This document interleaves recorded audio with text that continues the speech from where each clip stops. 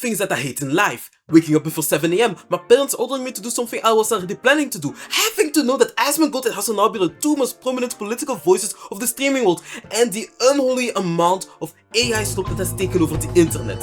Now before I continue, I have to make it clear, AI is not a bad thing per se, it is just a tool. It is extremely beneficial in so many walks of life. It will ease the future of science and medical research, and contrary to what the average person might say, I also think it is a great tool for us students to use in our studies and learning endeavors. But like any tool, this can be abused in ways that aren't beneficial for everyone. The rise of AI art has been one of the scariest things to have happened to artists. I know there are a lot of people trying to defend their usage of AI art, using arguments like them not having the time, money or dedication to have good art pieces created, but I don't care! AI art not only steals the art of artists to feed into the AIs, they also are beginning to steal the place of artists in domains that normally were theirs. But what I think triggers me the most about AI art is how soulless it is. You know, one of the things that I thought was pretty cool about art was the effort that so many people have put into refining their art. So when I see a piece and I can instantly recognize who drew it, it adds so much more to the piece, because it shows the grind that the person has gone through to make it. But well, I'm not going to make it an AI art bashing video, because there are enough of them on this site. What I really needed to talk about were the crazy amounts of AI slop channels on YouTube. I'm sure you have seen all of these channels at least once in your life, and you also might have watched some of their videos. The first example would be movie, manga and anime recap channels. I just hate those channels.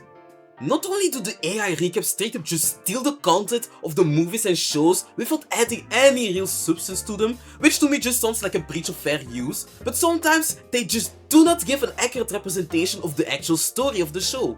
A great example would be this dog shit recap video of the ReZero anime.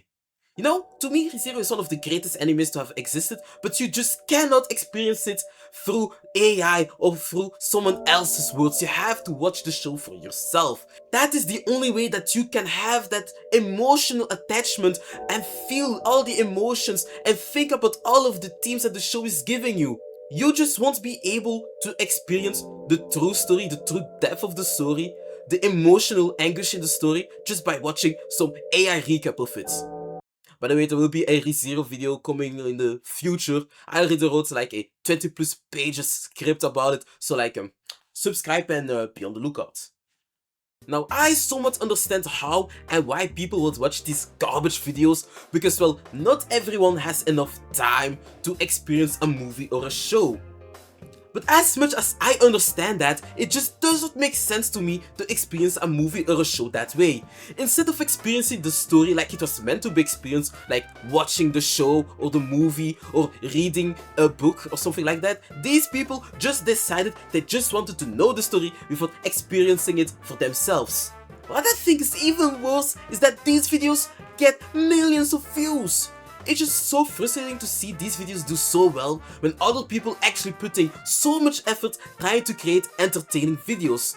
Just for someone to put a random AI voice over a story recap that they probably also let AI write and then perform miles better than you. And before you try to call me out saying that I am just a jealous bitch that these channels are doing numbers, well, you are goddamn right, my boy. I am practically seething that these low effort, no talent, worthless people actually outperform people who put in the work. Like, how the hell do you want me to accept the reality that this garbage is what people are watching? But well, as much as I hate AI recap channels, they are not the worst form of AI slop. No, they aren't. The ultimate form of AI slop, especially in the anime community, are the AI what if stories. You know, what if stories by themselves also tread the line of being slop. I'm sure that if you're a Dragon Ball fan, you might have seen a what if Goku was betrayed and trapped in the hyperbolic time chamber video past at least once in your life, or even might have watched one of them. While most of them are definitely slop, some of these videos have had a lot of effort put into them. A great example of what the videos are the ones from Cartoon's Dojo. These videos not only have great scripts, solid characters and world building, but they also have illustrations made specially for these videos. And let's not forget the narration. Garfu as a narrator was doing wonders, and he also had multiple voice actors work for his characters. I can just call it Slop when there was so much depth that went into these videos. But then you have these garbage videos. I've watched a couple of these videos and they are just bad. The scripts are just so garbage and obviously written by AI that I even think my 6-year-old cousin could write a better story.